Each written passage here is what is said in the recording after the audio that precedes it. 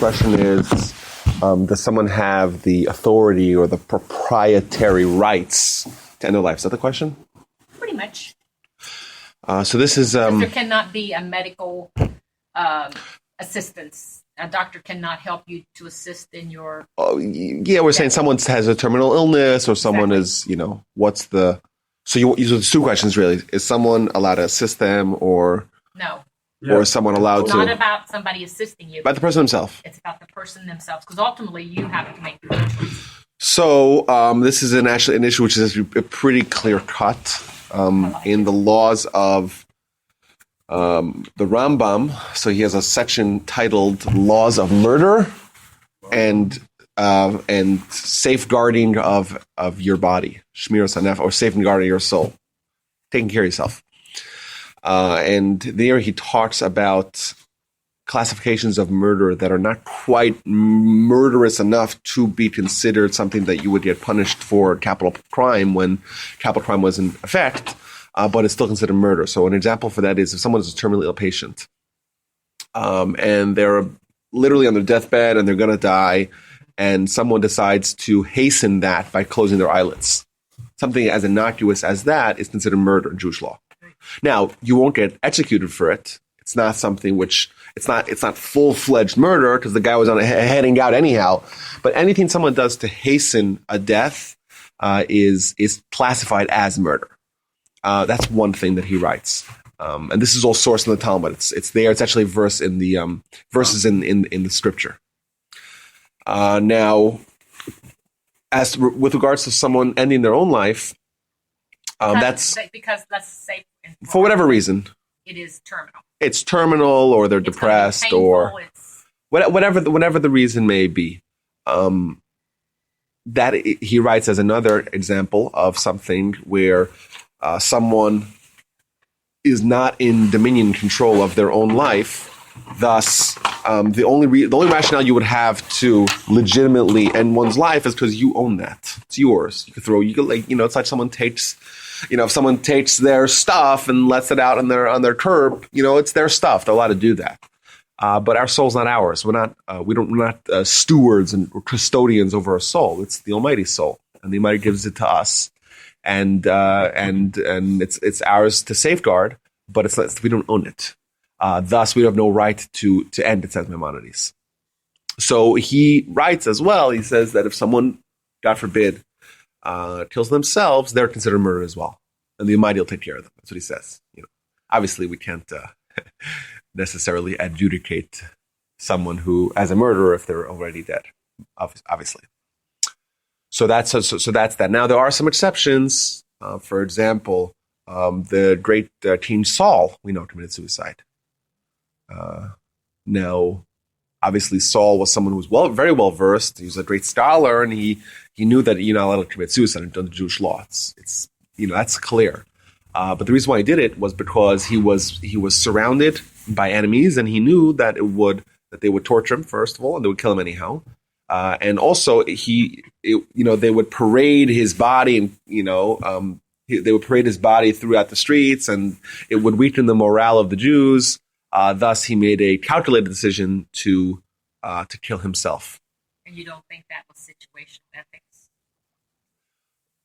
He did not leave room for divine intervention. He already figured out.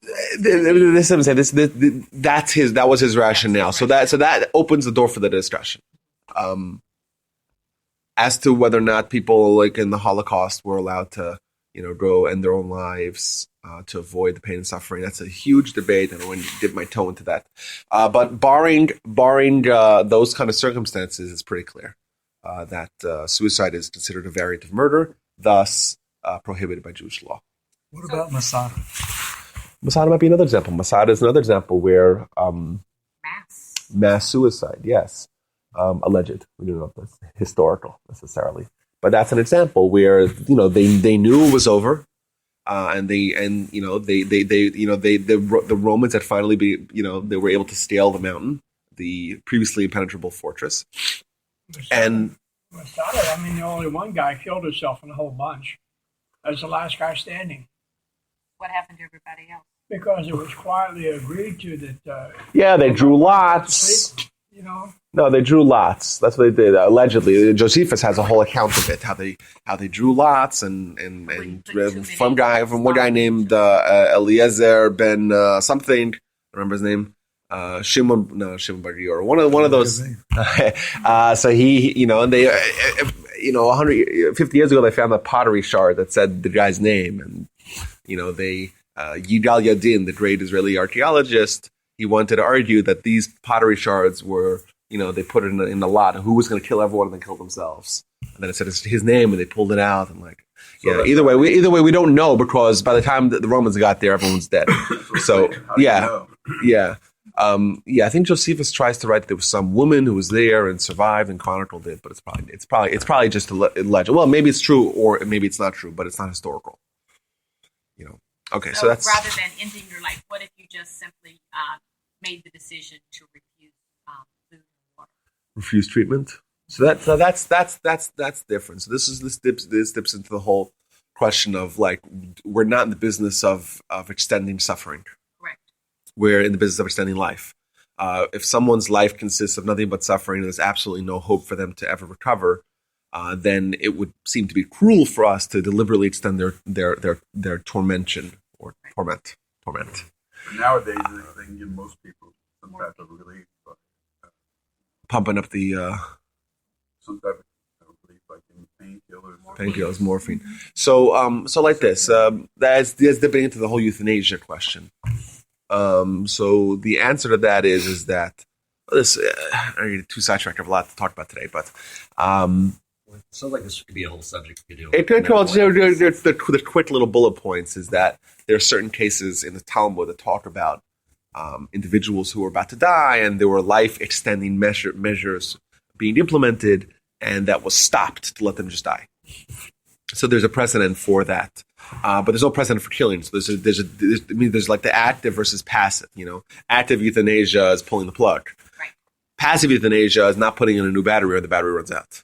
So, like back in the day in the hospitals, they had the oxygen masks were connected to these tanks that had to be refilled. Now it's all through the building. So one of these ideas given back in the day was just don't refill the tank. You're not killing them. You're just not providing life extension procedures. Go to hell? Probably for that and other reasons. But yeah, I'm saying he's a murderer, right? By Jewish law. I mean, the person agreed and let's do it. But he doesn't have right to agree on that. It's not. You don't own it. Our souls are the Almighty's souls, and the Almighty gives it to us, and we're here whether we like it or not. The Talmud actually has a debate. The Talmud has a debate as to whether or not it's beneficial for humans to exist. Are we better off that we're around or not? We, us, humans. Are we better off? Right? Because it's not a crapshoot, but it's we're here in life, and our status in life could either improve or regress. Are we better off having the option of greatness, but also have the risk of failure and losing it all? Or are we better off just not, taking it the way it is and not being faced with this great turmoil? That was a debate. So the debate in the Talmud. Talmud recounts that the houses of Hillel and Shammai debated this for 2.5 years. We just like to argue. Yeah, 2.5 years. Think about that. Think about the magnitude of debate and polemics that were engaged in 2.5 years of debating this very subject. Which is very crucial. Obviously, humanity is. Our existence good for us or bad for us? What choice do we have? We don't have a choice. That's true. But they concluded that it's better for us to not have existed. But now that we're here against our will. And the mighty place that and we're kicking and streaming, and we have to do the best we can with the cards we were dealt. So yes, many times someone would say, or someone could argue that it's better off for them to not be around. But we have no rights to pull the trigger. With the mercy of the Almighty, and the Almighty is here, and the Almighty is guiding us, and this is what He wants for us, and we might not like it, and that's just the way it is. Okay, so that's that. I like it. Huh? I like it. I like it too. But the question was not just whether we like it. The question is it better for us? Like, is our soul having the risk of failure And the implications of that is that better off for us, when we have potential upside, or is it better off, for us to not take any chances?